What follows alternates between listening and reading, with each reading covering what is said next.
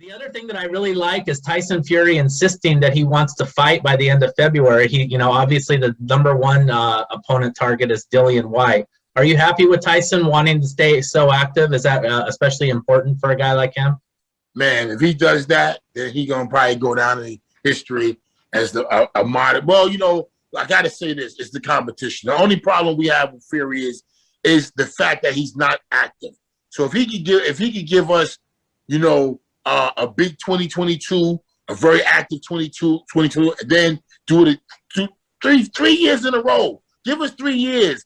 Then we gonna say, hey, legendary, because of his size, because of his resiliency, grit coming back. You know what I'm saying? But what's hurt him is the in-betweens, as well as not fighting a lot. You know what I'm saying? So for whatever reason, he needs to be more active. If he can become more active over the next 2 years, if he can give us 2 years of activity, I'm talking about 6 fights, six fights, 6 contenders, not even contenders, the top boys.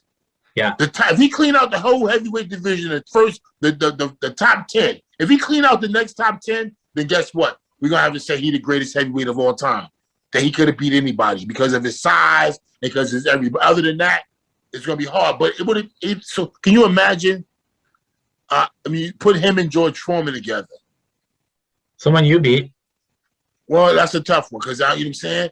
How about him and Lennox Lewis? Oh my gosh. Yeah, I know. Yeah, right now it's a different game. And that begs this question: do you kind of wish that you were born like 15 years later, that you could be part of what's going on in the heavyweight division right now? I mean, we haven't even talked about some other guys that, big fights for them still remain. Deontay Wilder and Andy Ruiz Jr. Don't you wish that you had the opportunity to be in this circle of heavyweights that exists now today? I think that I lived during the golden era of heavyweights. I think that 1990s was because of Mike Tyson, Evander Holyfield, because of Mike Tyson first. Mm-hmm. Mike Tyson made everyone, white and black, all around the world, want to be a heavyweight champion. You know what I'm saying? I lost you. You're muted. Yeah, there you go. Sorry about that. You're okay. So, Mike Tyson made everybody want to become a heavyweight. You know what I'm saying? Become a heavyweight champion as a way to make money. And what happened was, you had such an influx, abundance of men around the world wanting to be heavyweight champion. So the 90s, after he was 80s. By the time the 90s hit, the heavyweight division exploded.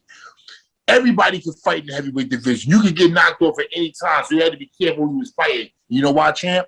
Because everybody was going to different training camps. Yeah. So it was so many heavyweights. It was 30, 40, 50 heavyweights active fighting weekly. It was like back in the 40s and the 50s, the 30s, and the 20s. Everybody was trying to make money boxing in the heavyweight division. Now, it ain't like that no more. So now you don't have as many guys fighting heavyweight. But guess what?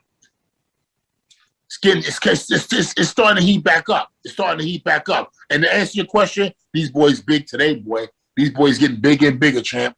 Look at Tyson Fury. Woo! Look at Joshua. Look at Wilder. Tall, skinny, lanky, like a basketball player. Mm-hmm. But hitting so hard, one hit can put you to sleep. You know what I'm saying? One hit. So you got to be, it's a different era, champ.